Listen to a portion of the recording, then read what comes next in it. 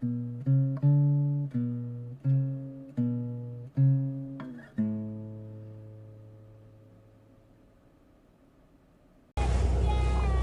I'm recording. You have to say hello with me. Ready? Okay. 1, 2, 3. Hello! Oh, okay. 1, 2, 3. Hello! Hello! Let's not do that ever again. Okay. Welcome to us recording in the car. It's a new podcast called Recording in the Car. Oh, fuck. With a fucking seatbelt over my thing. Let me see. Let me make sure this works. Okay. It's like thinking you had like the greatest sex of your life and then finding out it was just a dream. Uh-huh. It's like... So last night, the reason why we're recording in the car is because last night we took this nice trip to the beach together. We had some work to do, but then we were going to just record the first episode of our podcast in our Airbnb, just for fun. And we recorded 2 episodes, really. It would have been 2 episodes worth. And we wrap it up and we say, oh man, that was so great. That was so much fun. Yep. And then we go to listen to it and it's silent. Mm-hmm. Now, I'm no technological microphone wizard, but I thought if you have them plugged in, they just work, right? I would think. The test worked. One would think. We did a test. It sounded great. Then we recorded and it was silent for over an hour. Oh, God. An hour we're never going to get back. We read each other some emails that were really funny of some of the worst days of other people's lives. And we told some of our own stories and we laughed and we laughed. And then it's gone forever now. So, instead of being so discouraged that we just give up, which is kind of how I felt last night for a moment. Yes. I did feel that for a second. Yeah. I was like, fuck it, I'm done. Yeah. But I woke up this morning with a new spark in my butthole, ready to give it another shot. And it's so on brand if you think about it, you know? I mean, fucking up is why we're doing this. Right. And it's just another story of fuck-uppery. And we'll still share those emails. I think we have to because they're really good and they're really funny. We'll share those stories. But now both of us have already heard them. One of them we already heard twice. Because we fucked it up twice. Yeah.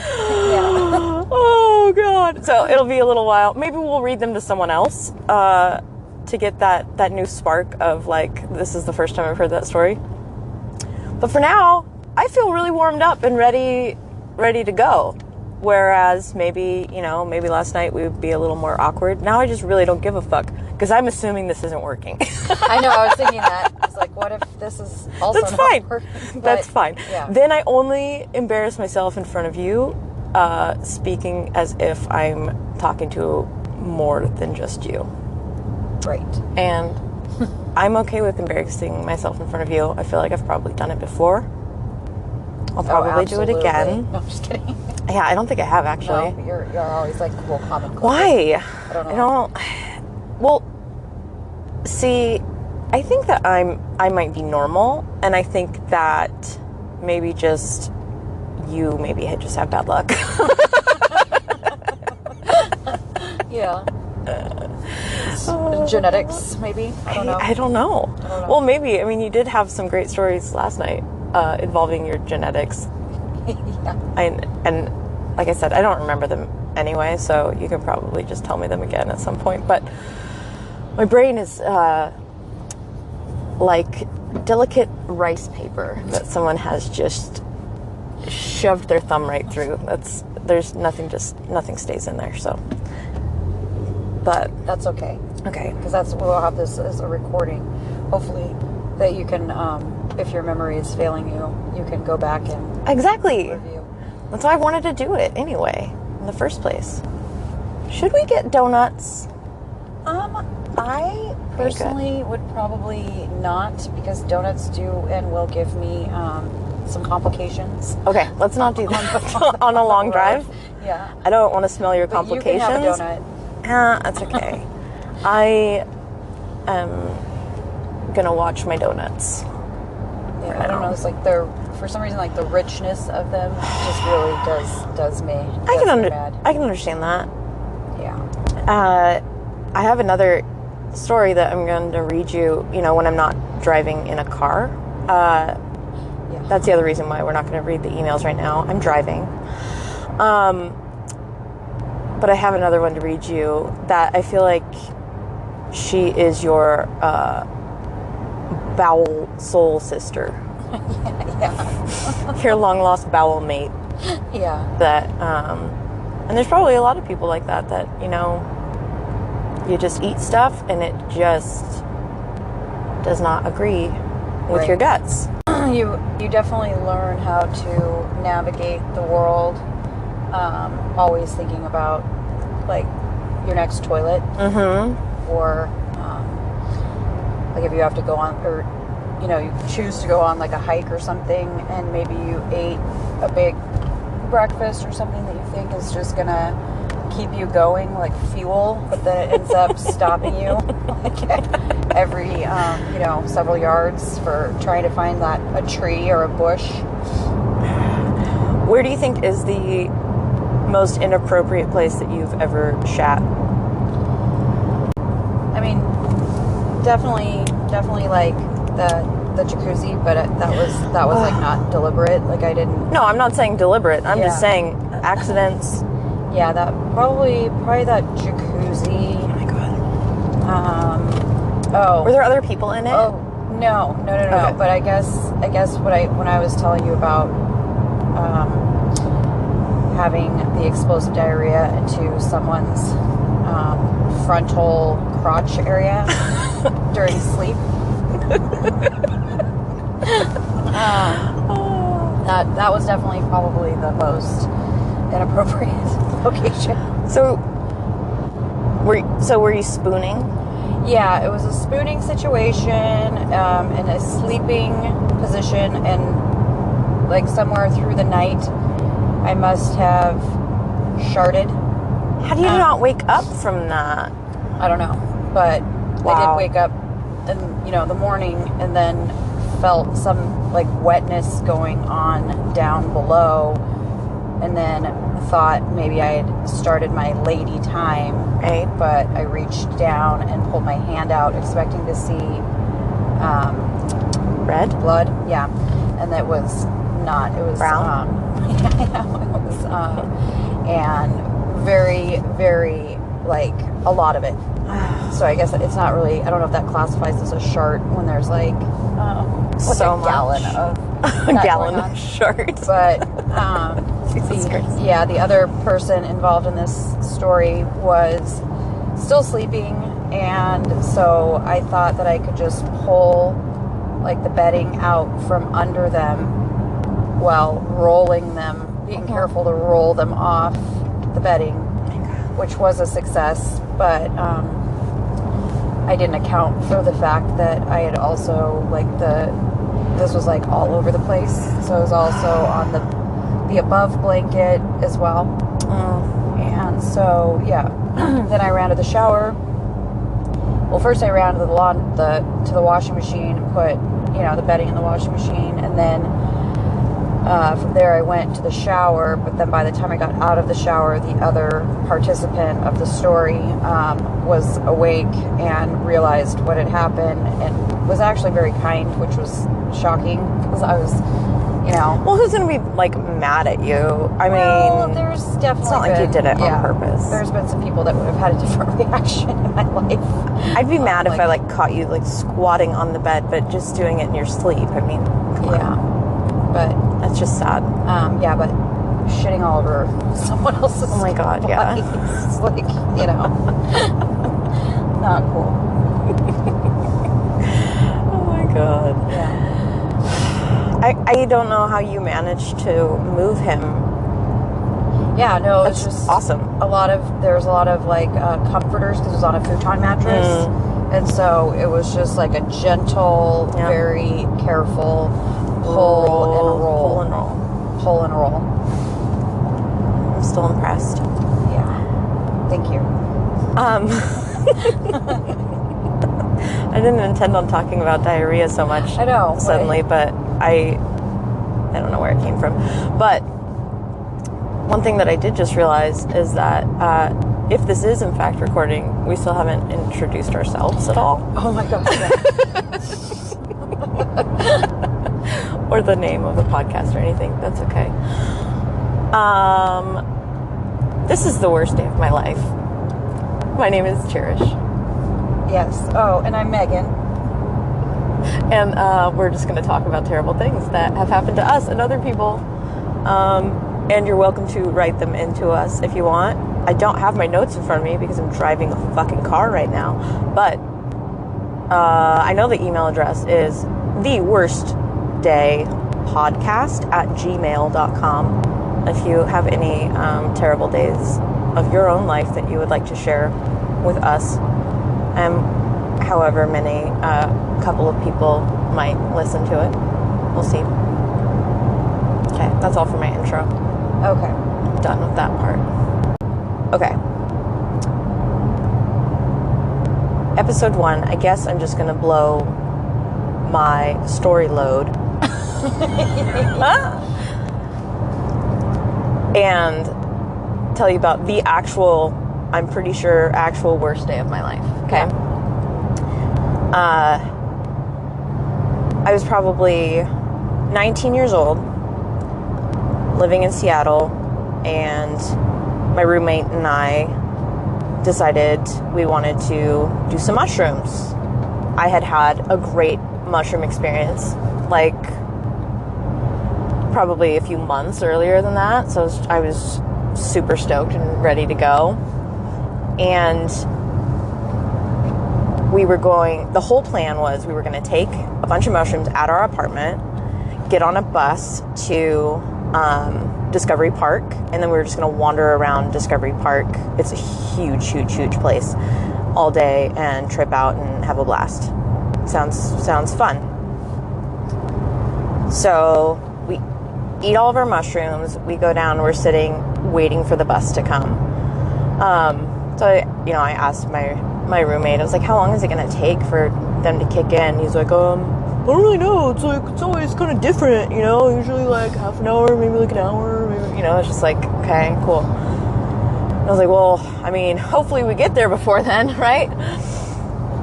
So the bus shows up, I get on, I'm still, feeling very sober and normal and fine.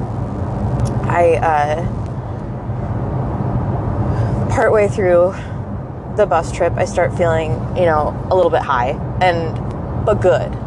I've got Radiohead playing in my headphones.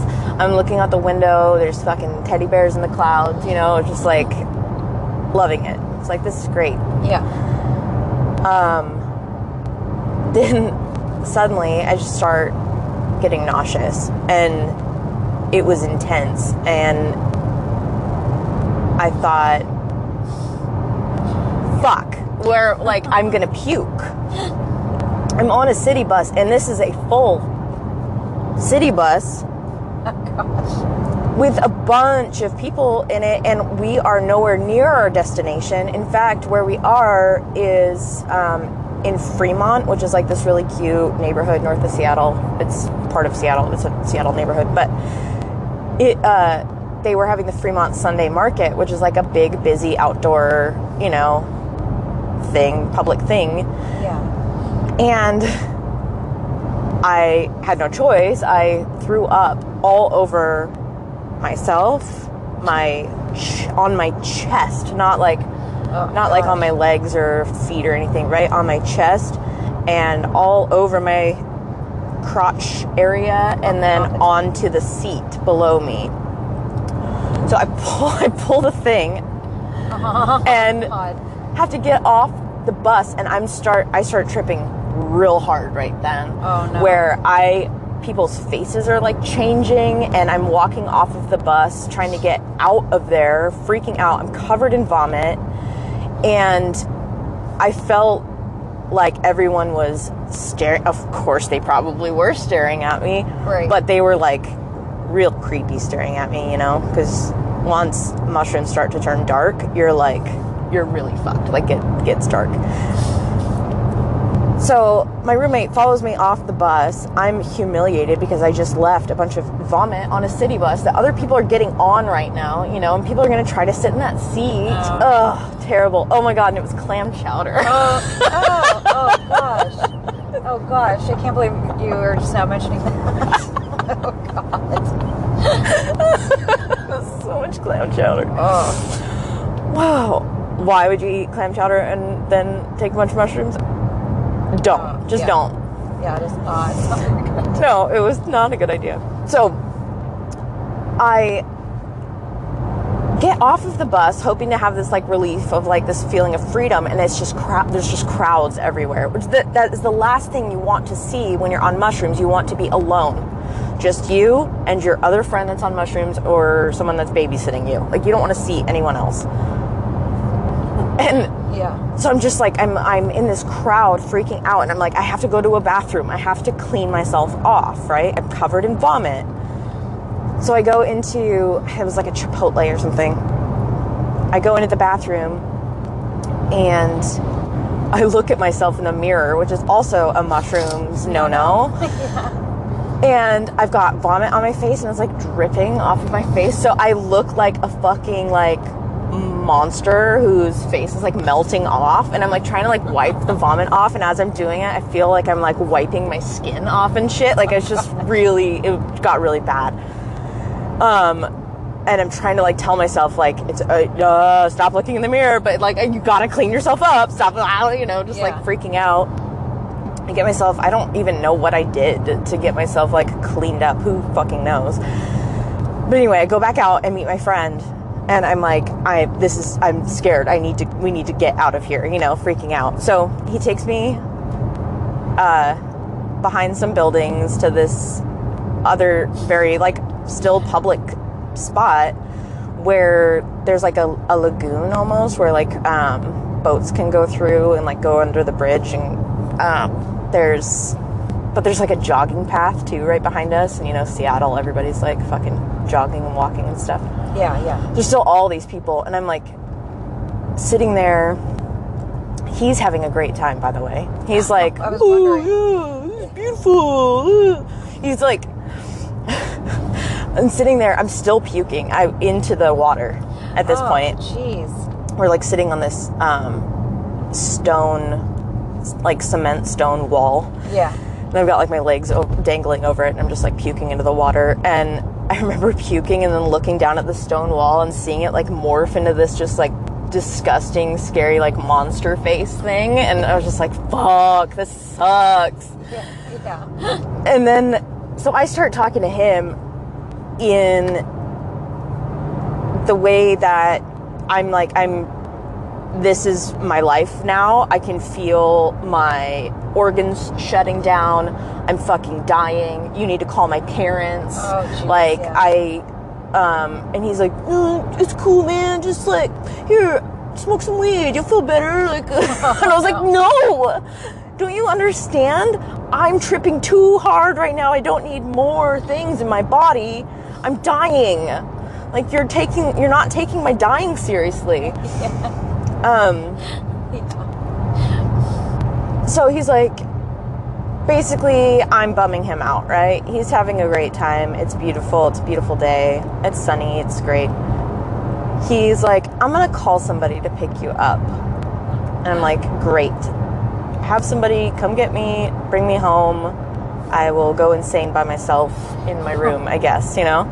Yeah. Like, nothing sounded good at that point. Like, nothing sounded like it was going to fix my problems because I was dying. Right. So,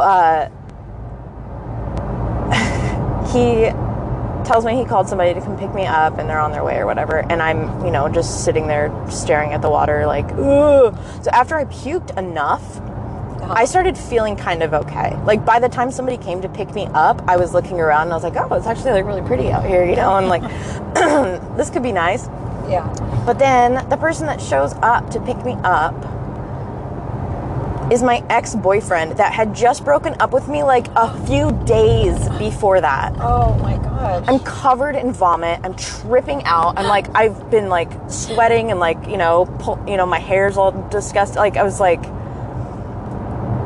that's the last person that is, I mean, anyone else, a complete stranger, any other enemy would be fine. I would so much rather walk home than have you send that person to come get me. Right. Oh my God, what a fucking nightmare. So then he brought me home, and we lived in an apartment building that had a bunch of our friends lived in the same building. Yeah. He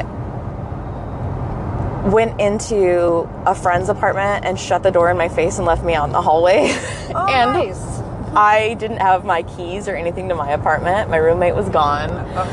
Still having a grand old time being on mushrooms by himself. And so I just sat in the hallway of the apartment building and slowly came off of mushrooms until someone else came home and helped me get into my house. But so the worst part of that, like, it was, there wasn't anything that could, it doesn't sound like it could get worse. the thing that made it worse is that I developed a severe anxiety years after that. It was so weird. It just came up from nowhere suddenly, years later, where I get nauseous. And if I'm in any kind of situation where I can't escape easily, if I'm on an airplane, if I'm in a dentist chair, it's so much better now. Like, I can handle a lot better now. But when it first came up, I couldn't ride in a car if someone else was driving because I wasn't in control, and I couldn't stop and pull over and like throw up if I needed to. Right. So it freaked me out, and I would get super nauseous and feel like I was going to throw up. So everywhere I went, especially on a bus, I could not ride on a bus. As soon as I would step on a bus, I would get so sick to my stomach. Yeah. And I was like, oh my God, I'm going to throw up on myself again. So I got this crazy anxiety where I always felt like I was going to throw up on myself. I never did again, but it just was constant. I was so constantly in fear of that, and I was always like bringing extra clothes places and like just like so. Wow. It. I've finally gotten like past it now that it's been a good 16 years since that happened. Yeah. But it took me a long time to get over that anxiety that it caused. It was like PTSD of humiliation. How are you now with clam chowder? I don't mind clam chowder. I think that one was, there's like two different kinds of clam chowder. Oh. There's like New England, the like white creamy one, and then there's the other one. A Manhattan? Yeah, it was the other one. Yeah. And I don't eat that kind anymore, but I like the New England. It's still tolerable and doesn't give me flashbacks.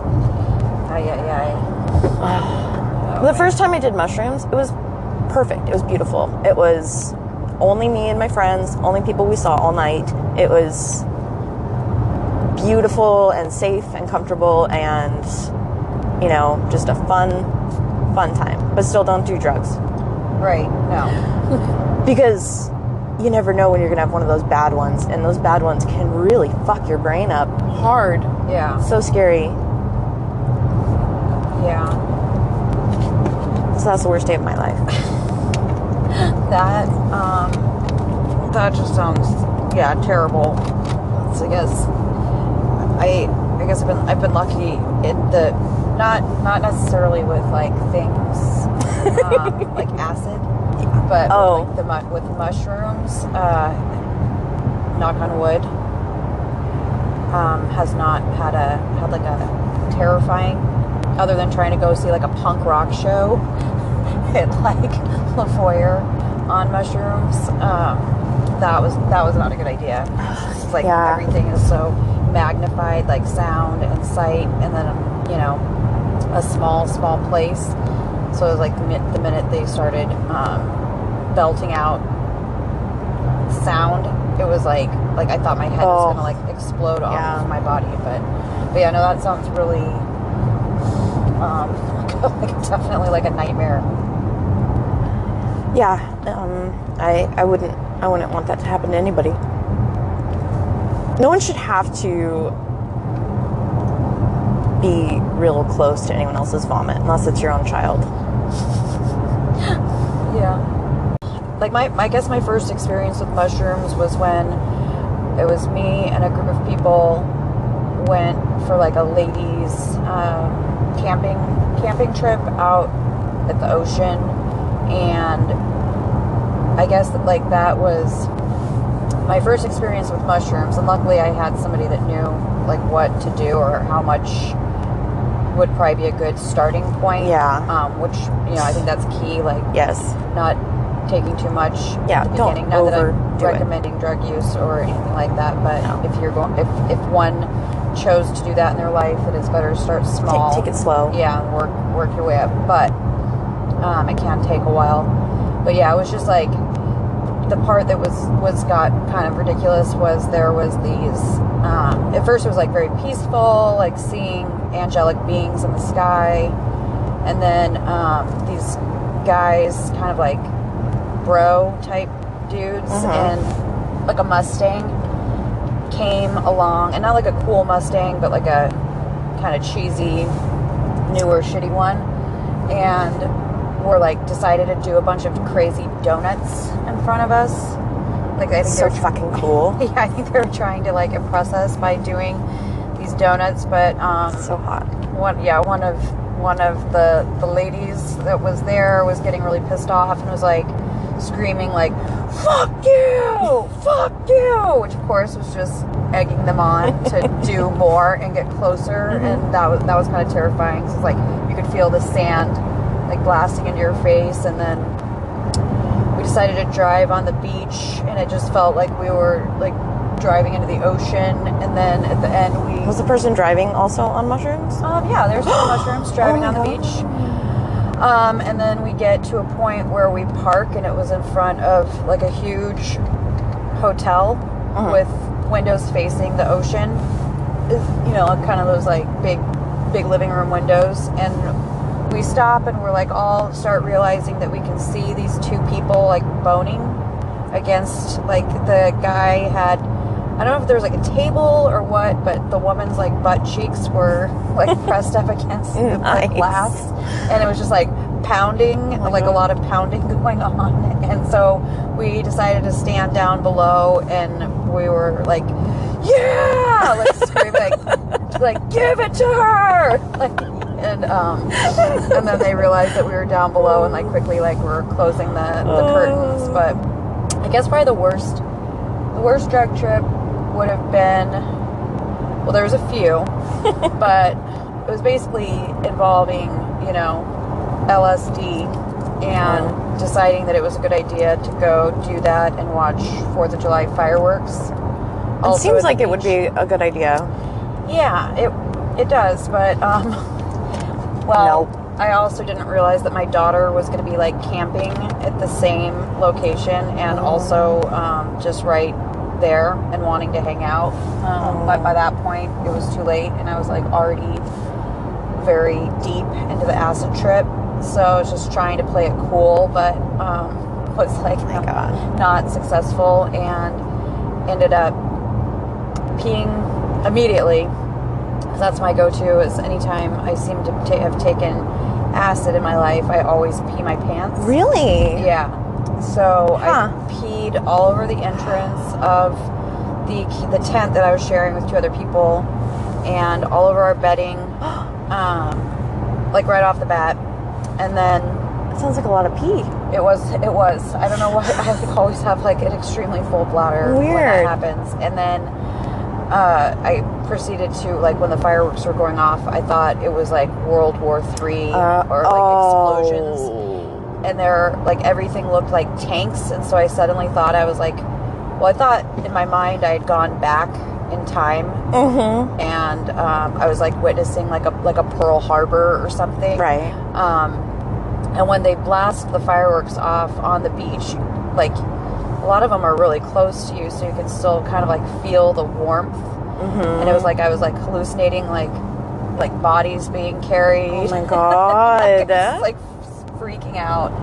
But yeah, I always somehow see like or think I'm seeing dead people.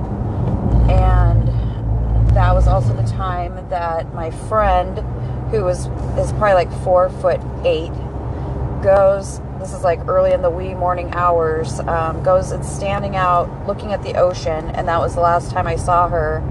And then she just disappears, and in my mind I think that the ocean has like swept her Eaten away. her. So, and this is like, we're talking like 4 a.m. or something. So I start like screaming bloody murder, calling out her name, and I proceed to just wander around the beach, through the dunes, everywhere, screaming. And we'd already kind of like, I think, pissed some of the locals off. So there's people screaming at me, like, fuck you, like shut up. And so definitely made a lot of enemies that morning, and then proceeded to continue to look for her for hours, only to find out that she had decided to walk to the grocery store to buy a bottle of wine. Oh my God. And had to wait till they opened at like, I don't know, like 6 a.m. or something, and then came back with a huge smile on her face, carrying like a couple bags of wine, and she was doing great, had a fabulous morning. But me and the other friend had been like about like, I think we were even at the point where we were going to call her husband, like family, like, you know, she's missing, call. I mean, I think probably a normal person in the right state of mind would have already done those things. I would have. But when you're, you know, on acid, you're always afraid to make things worse by calling authorities. Yeah, So, that's that's another reason why it's just not a great idea to do the drugs in like a setting that could potentially cause for major problems. Yeah. So the first time I did acid,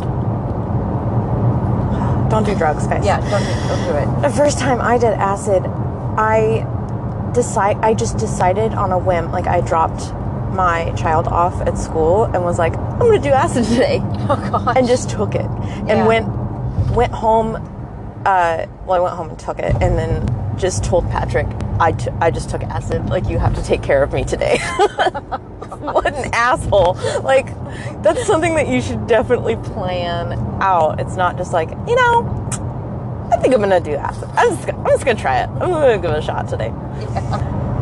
I did that to him. Of course, he's like the sweetest person in the world. So he's like, oh, okay, yeah, I'll take care of you all day. That's fine. But we're completely out of dog food. Totally, completely out. So we have to go get some dog food first. Yeah. And I was like, I don't want you to leave me. And he's like, well, you'll have to come with me then. So I was like, all right, you know, that's fine. I feel fine right now anyway. And, you know, no biggie. So we have to go to Walmart, of course, because that's where the dog food is. And I wasn't tripping at all when we left the campground where we lived.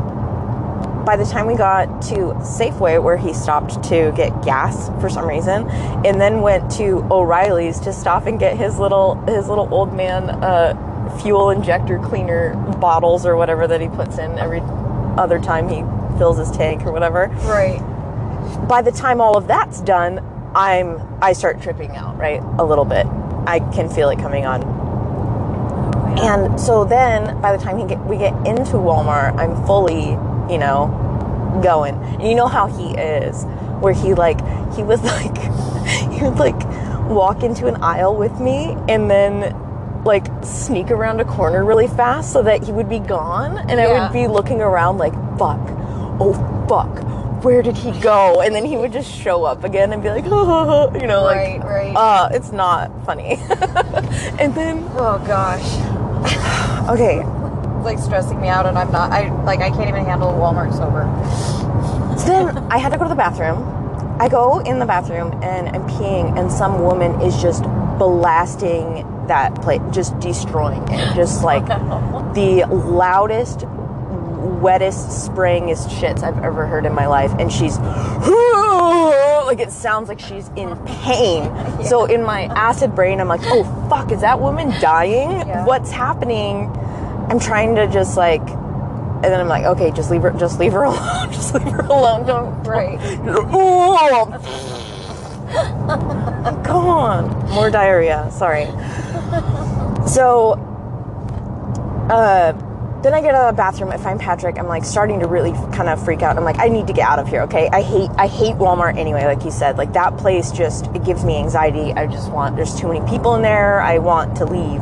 And he's like, okay, I got the dog food and we can leave. And we start like walking towards the front of the store with the dog food.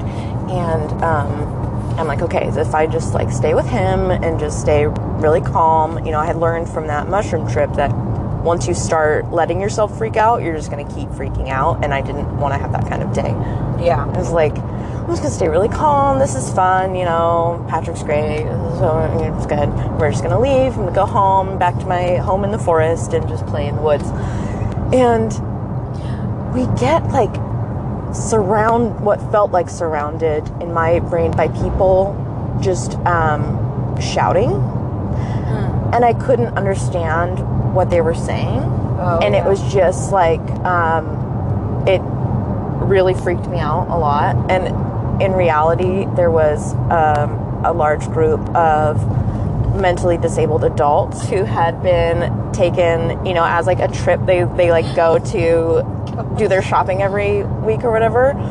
But a few of them were yelling loudly, and it really scared me a lot. Oh no. I was like, what's happening? Patrick's like, you could just calm down, it's fine. It's like trying to keep me from like embarrassing anyone else, because I'm just like, oh my god, freaking out. Oh my god, it's so terrible. Like, what are the chances of that? I don't even know. We went back to my trailer and we're hanging out in there, and I started freaking out again. And he just kind of like grabbed my face and was just like, he like wrapped me in a blanket, and he was like, okay, I want you to just listen to my voice. And he was like, just take a nice deep breath. And he was like, just imagine yourself sitting in a field, and he's just like, the wind is blowing, and you can feel the sun on your back, and just like totally fucking pulled me right out of it and just relaxed me so much. And I was just like, oh, yes, I'm so glad you're fucking babysitting me too. Yeah. I'm such an idiot. I can't believe I did that. I'm just like, I'm gonna do acid today. Cool, let's do it. Babysit me.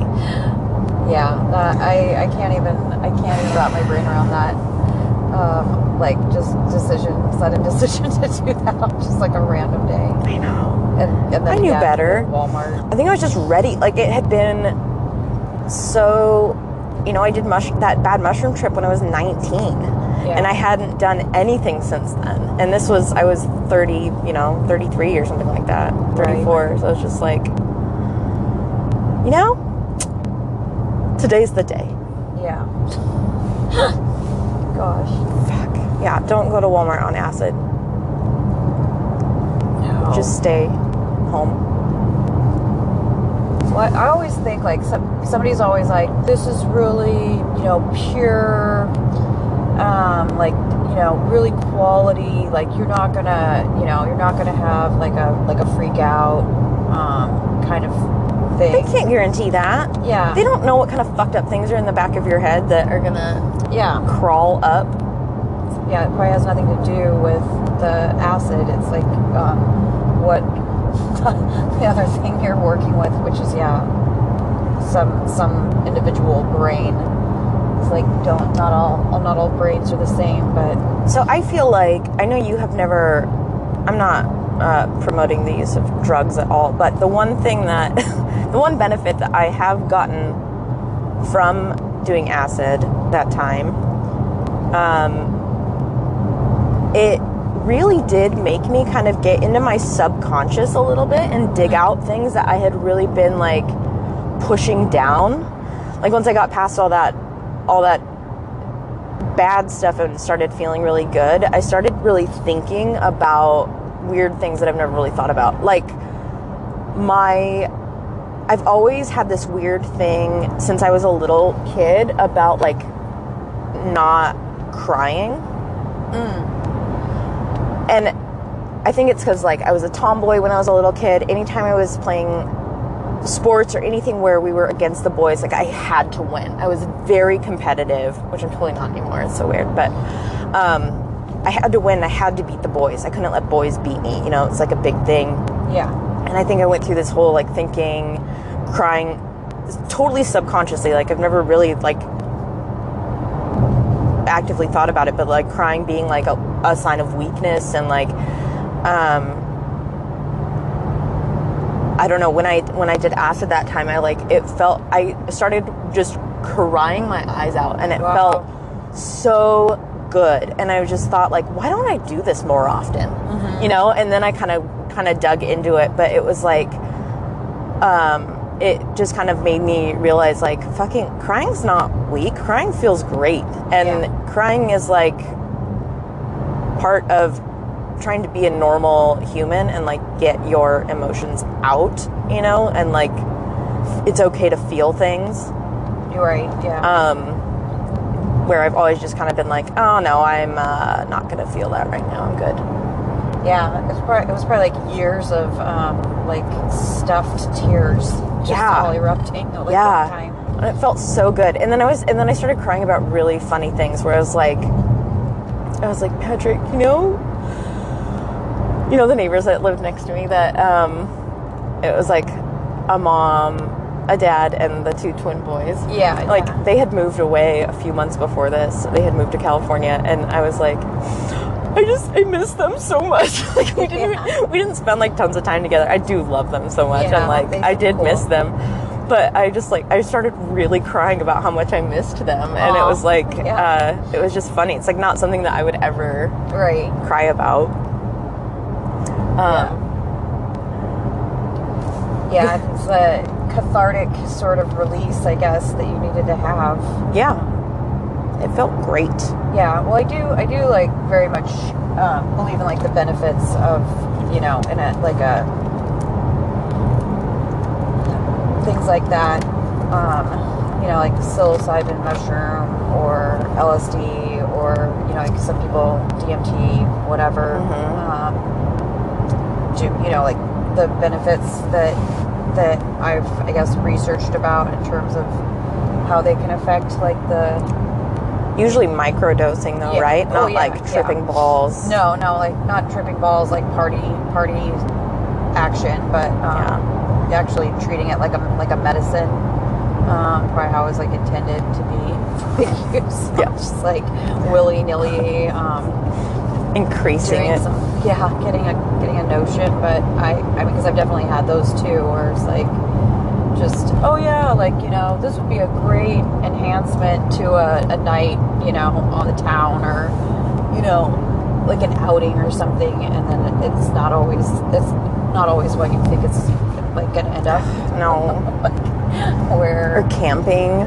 Yeah. It's like, it always seems like a good idea, camping. But but you like don't factor in the there's like fire camping. There's fire. There's like the natural possibility of like an animal coming along, and even if it's just like a tiny animal, like a squirrle, just, you know, like we were saying, like the magnification of sound. Yeah. And like suddenly you start hearing like scratching or claw, like, you know, tiny mouse.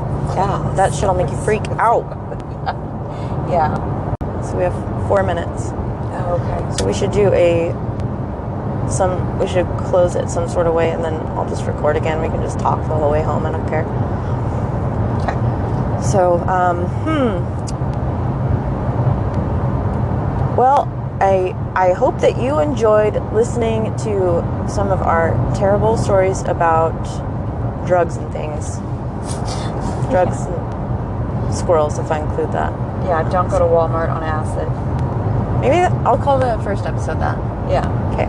Don't go to Walmart on acid. I think that's good advice for anybody. Yeah, or down anywhere in Seattle, really. Seattle is like the population is already just way too much for. Yeah. Stay out of Seattle. Stay out of Walmart. Yeah. Thank you for listening. If you did, we would love it. Now, I got Megan to agree to do 5 episodes of this with me, and then we'll see from there if she still wants to do it. So if you can get on wherever you listen to this podcast and comment and like it and share it and make it, go nuts, to just show her that we should keep doing it. If you feel that way, that'd be great. Just do that. Otherwise, you can find us on Instagram, the worst day of my life.podcast. You can find us on the Facebook group. It's just the worst day of my life. You'll figure it out. And then if you have any stories to send us, it's theworstdaypodcast@gmail.com. I hope all of that's right. If not, I'm sorry. But thanks. Bye. Bye.